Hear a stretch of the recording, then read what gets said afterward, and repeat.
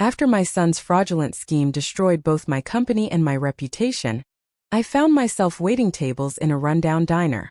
One afternoon, a sharply dressed businessman chuckled as he looked at me and said, "Financial advice, waitress." He had no idea who I used to be. Glancing over his scattered papers, I quietly replied, "You'll be bankrupt within 6 months." He laughed, dismissing me entirely. But the next morning, right at 6 o'clock, there was a knock on my door. If you're watching this, make sure to subscribe and tell me where you're tuning in from. Let me take you back to where everything began. 2 years earlier, I was Catherine Hayes, senior partner at Hayes & Associates Financial Consulting. I had a corner office overlooking downtown Chicago, managed investment portfolios worth more than $50 million, and drove a BMW that cost more than most people earned in a year. My clientele ranged from ambitious tech founders to real estate magnates and old money families who trusted me with their generational fortunes. Life was predictable, until my son Daniel decided to play Gordon Gekko with my clients' money. The FBI raid hit on a Tuesday morning in October.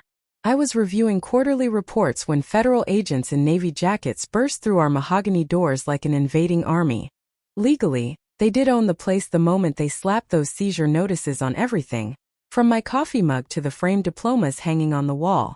Daniel had been forging my signature for 8 months, shifting money between accounts like a street magician playing 3-card Monte with retirement funds.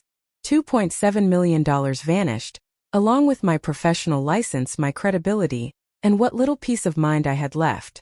The irony wasn't lost on me.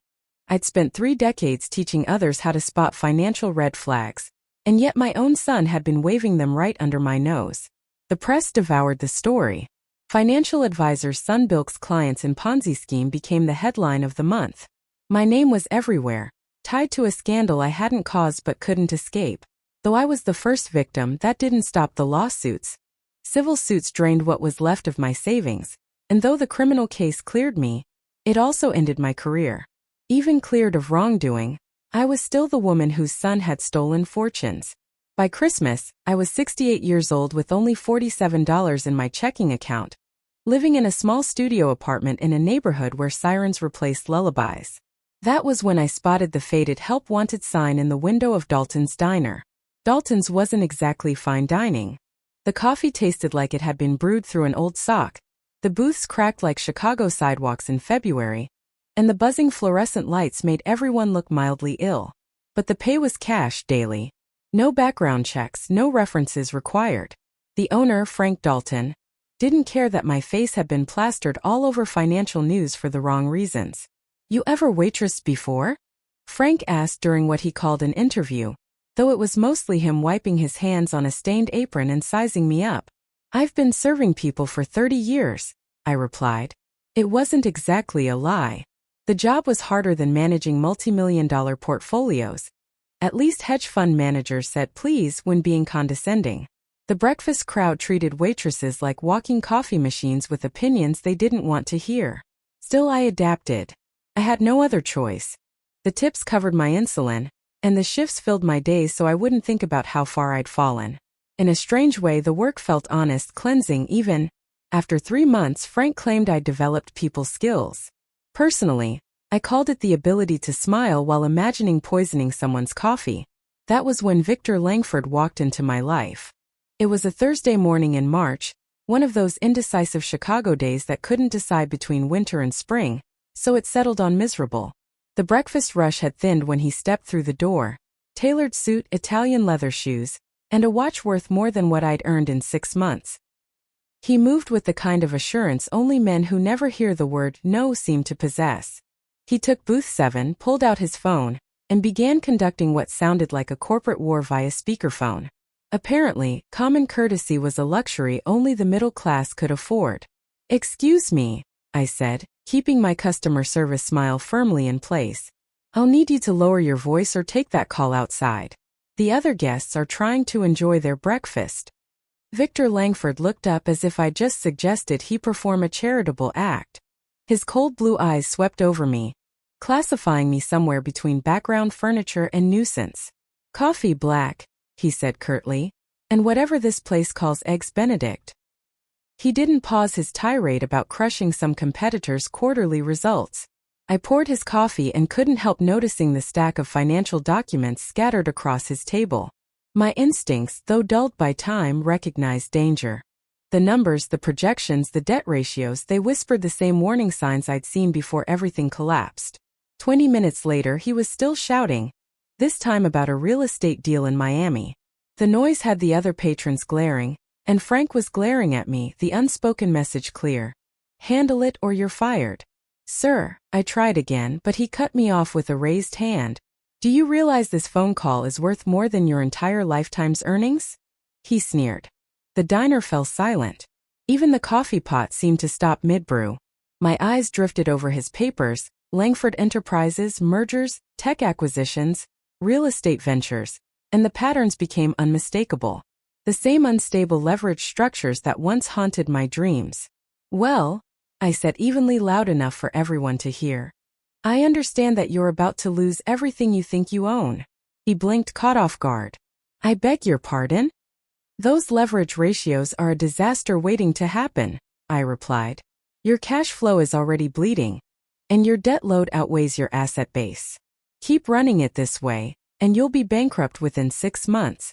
The diner fell completely quiet. Victor Langford stared at me as if I had started speaking some dead language. I am sorry, he said then, his tone saturated with condescension, but I do not recall asking a waitress for financial advice. The words landed across the formica like a slap. A few patrons let out nervous chuckles, the kind that happens when someone with power publicly humiliates someone without it. Frank's face flushed, but he stayed on the other side of the counter. He would not risk his business defending a waitress who had dared to challenge a man who probably spent more on a single lunch than Dalton's took in all week. Heat crawled up my neck, the same shame I had felt in every televised interview, every courtroom appearance, every time strangers looked at me as if I were the con artist rather than the victim. Then I looked back down at the papers, at the patterns that did not lie even when everything else did. You are right to be dismissive, I said, my voice steady as winter. You did not ask for my opinion, but if you had, I would tell you to order a full audit of your financial structure before it is too late. From what I can see here, you are heading for serious trouble. Victor's laugh was short and mirthless. Is that so? And what exactly qualifies you to make such bold predictions about my business? He asked. Experience, I answered simply. I have examined enough balance sheets to spot warning signs, even from scattered documents on a diner table. The color began to drain from his face. He stood up abruptly and started gathering his papers. That is quite enough, he snapped. Before he could leave, I added quietly, my name is Eleanor Hayes. He froze, caught off guard. Hayes and Associates Financial Consulting. I managed portfolios for 30 years before my son destroyed the firm. I have seen more financial disasters than you have had board meetings, and yours displays every classic warning sign. Victor stared at me for a long moment, his expression cycling through disbelief, anger, and then something much closer to fear. Impossible, he muttered, though the certainty in his voice had gone. I would need to see the full financials to be sure.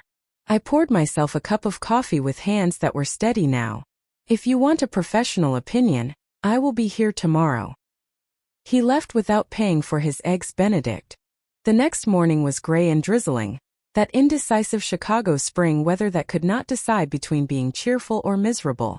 I was unlocking Dalton's at 6 a.m. as I did every Thursday when someone knocked on the front glass. Victor Langford stood out in the rain, looking like sleep had abandoned him for a week. His designer suit was creased, his hair disheveled, and he clutched a manila folder to his chest as if it contained the last answers to the universe. I unlocked the door, I said, noticing his Italian leather shoes were soaked through. We are not open for another hour. I need to talk to you about what you said yesterday, he replied. I stepped aside, flipped on the lights, and started the coffee machine out of habit. At this hour the diner felt different, quieter, somehow more honest, as if secrets were easier to tell before the rest of the world woke up. Would you like some coffee? I offered. He nodded and slid into the same booth he'd used the day before. His hands trembled slightly as he opened the folder and spread papers across the table. I spent the night going through my books, he said. My accountant pulled summary reports and records going back 2 years. I poured his coffee and saw the dark circles beneath his eyes.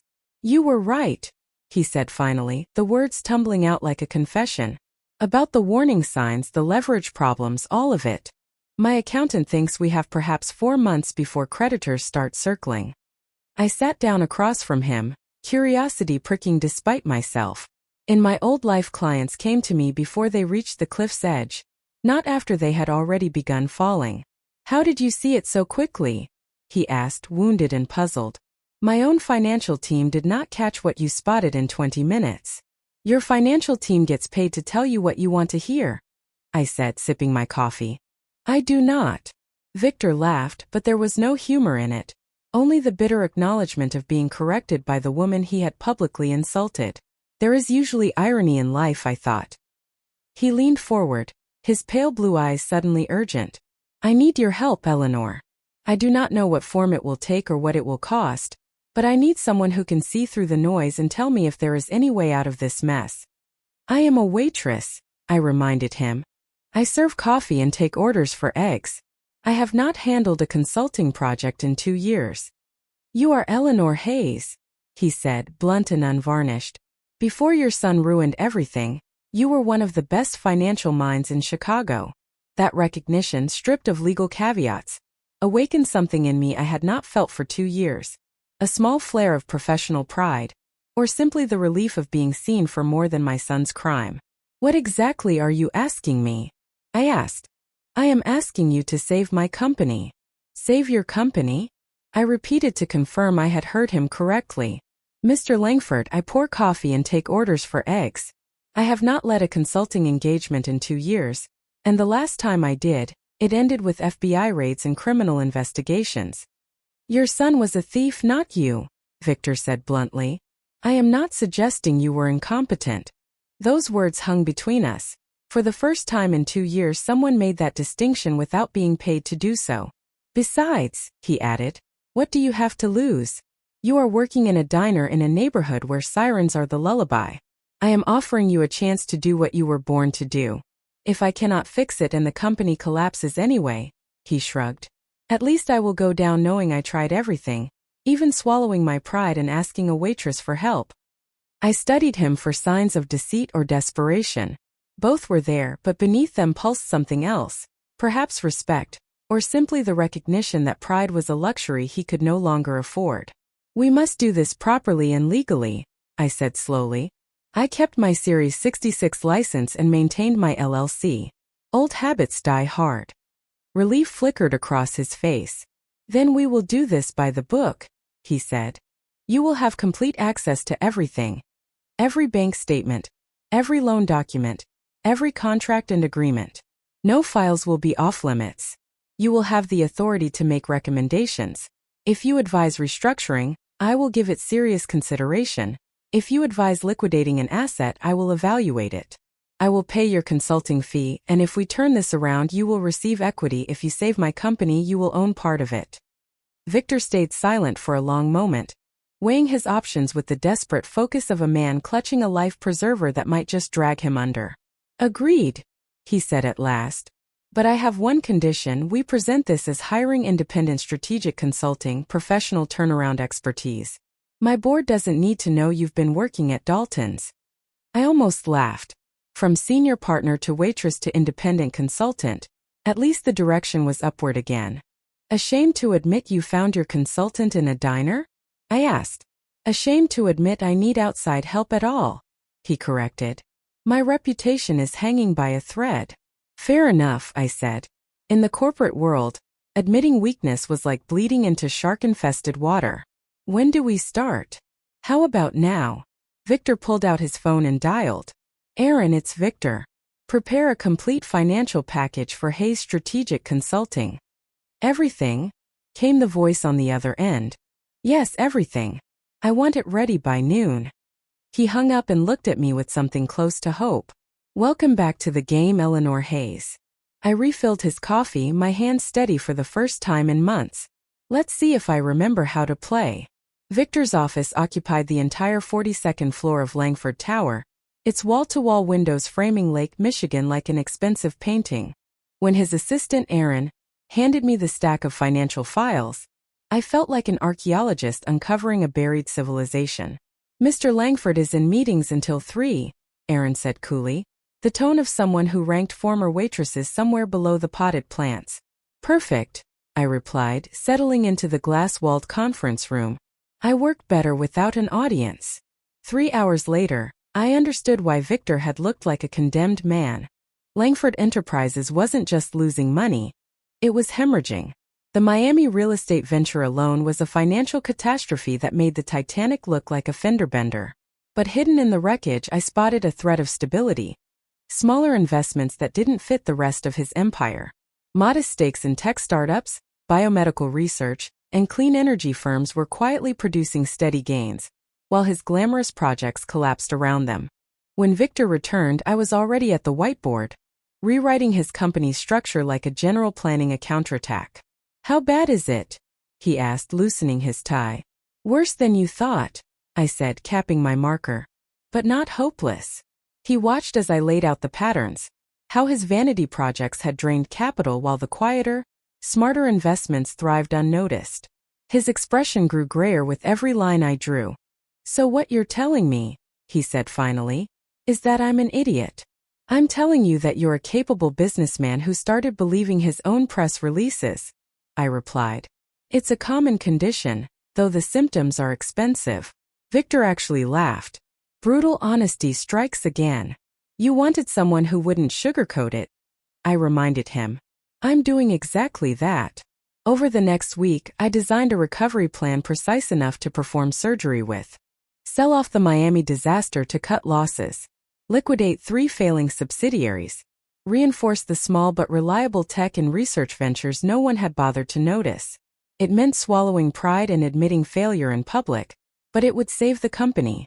"The board will demand detailed justification," Victor warned.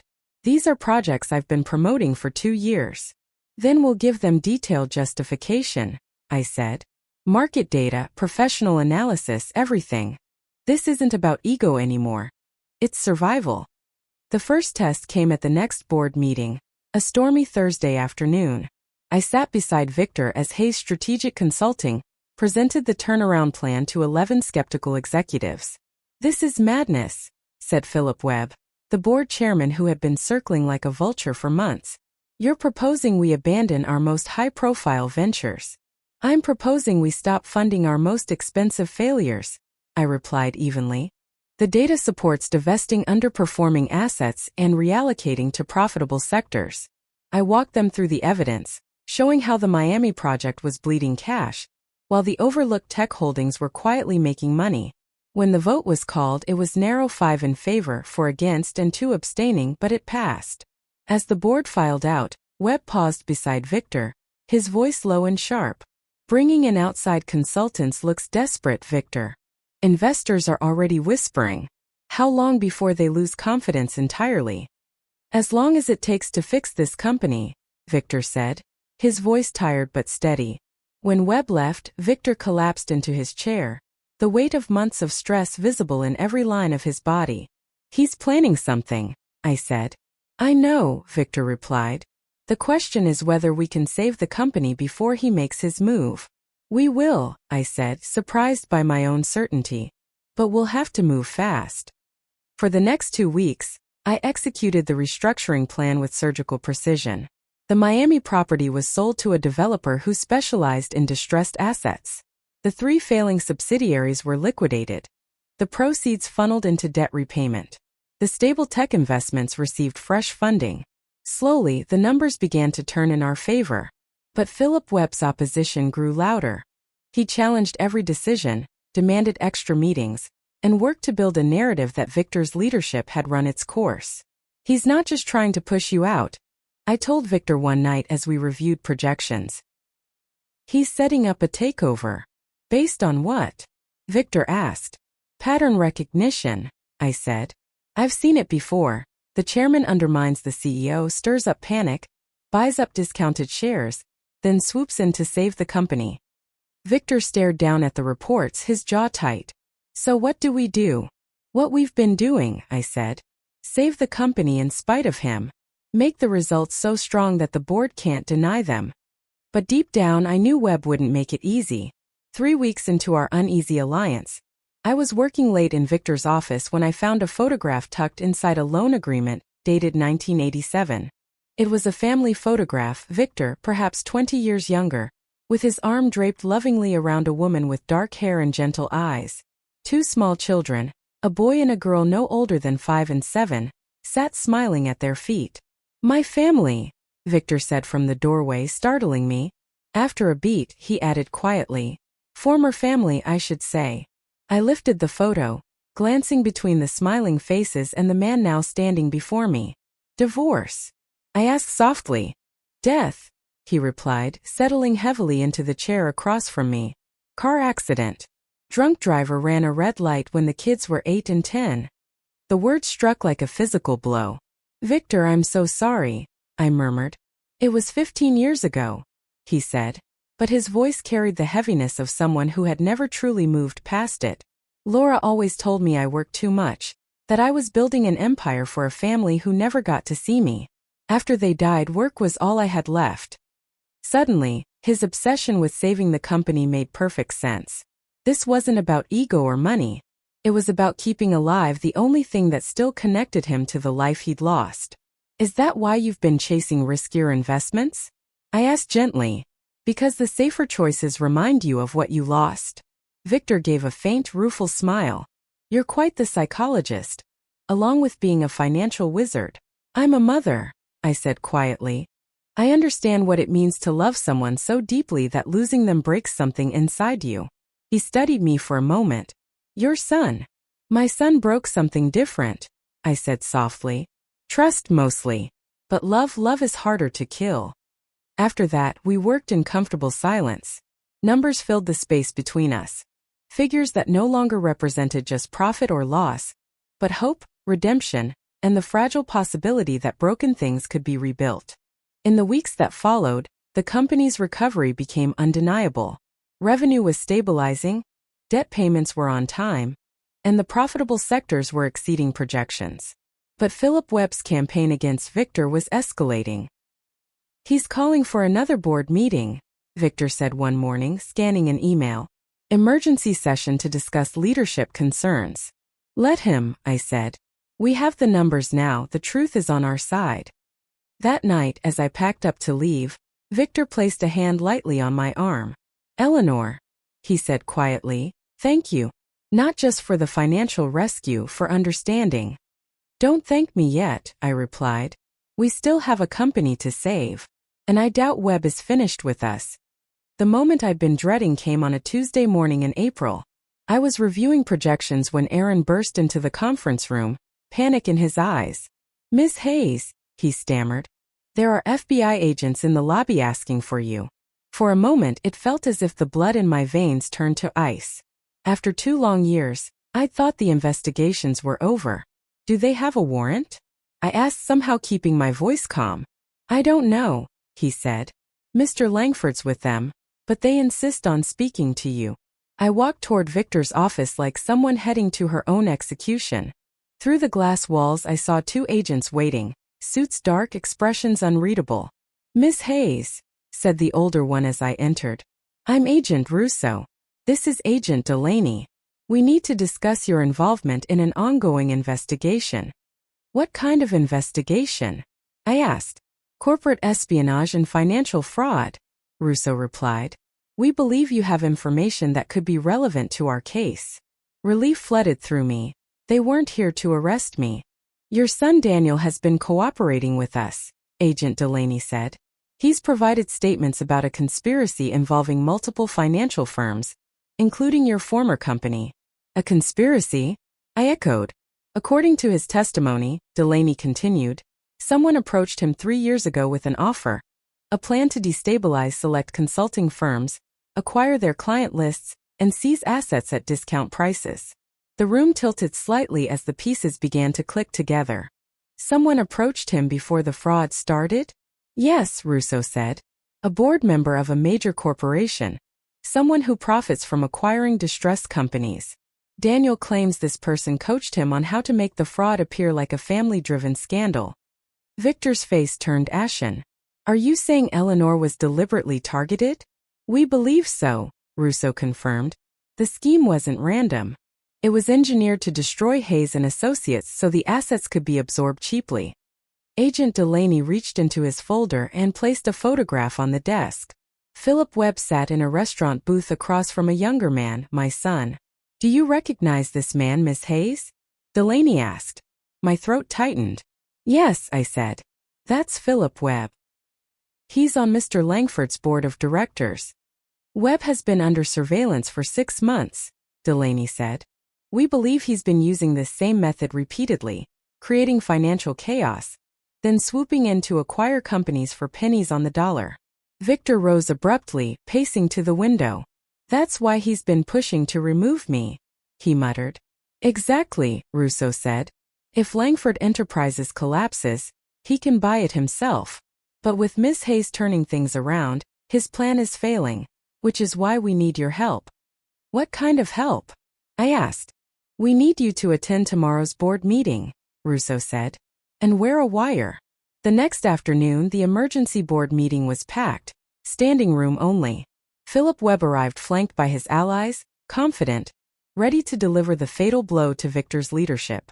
The small wire beneath my blouse felt like a stone against my skin, but Agent Russo's calm voice in my earpiece kept me grounded. Ladies and gentlemen, Webb began, standing at the head of the table, we're here to address the continued instability of this company and the urgent need for new leadership. He launched into a carefully rehearsed speech about Victor's poor decisions, his reckless consultant, and the supposed danger of keeping Hayes Strategic Consulting involved. But I noticed his eyes flicker toward me more than once, suspicion dawning. The numbers don't support your claims, Philip, I said when he finally paused. Langford Enterprises has shown steady recovery for the past 2 months. Revenue is up, debts are shrinking, and profits are climbing. Webb's smile faltered. And who exactly are you to make these claims? Hayes Strategic Consulting seems to have appeared out of nowhere. I rose slowly. Eleanor Hayes, I said clearly, former senior partner at Hayes & Associates Financial Consulting. Perhaps you remember my company, you helped destroy it 3 years ago. The air left the room. Webb's complexion shifted through shades of red and gray. I have no idea what you're talking about, he stammered, though his voice wavered. Agent Russo from the FBI might disagree, I said, glancing toward the doorway. Right on cue, the conference room doors opened. 2 agents stepped inside, badges raised. Philip Webb, Agent Russo announced. You're under arrest for conspiracy to commit wire fraud, corporate espionage, and racketeering. The room erupted into chaos. Board members backed away, scrambling to dissociate themselves from Webb's downfall. As the agents cuffed him and led him out, Victor and I stood together by the windows, silent amid the storm that had finally broken. The wire recording held everything. Every damning word, every boast, every calculated confession. It captured Webb admitting he had engineered a series of company failures, outlined his scheme to seize control of Langford Enterprises, and revealed enough to connect him directly to the collapse of my former firm. Victor's voice was quiet when he finally spoke. What happens now? Now we rebuild, I said. Your company, my reputation. Everything they tried to destroy. I looked at the man who had once mocked me as nothing more than a diner waitress and later trusted me with his life's work. The same man who had stood beside me when the FBI came knocking, who never once questioned my honesty. Together, he said.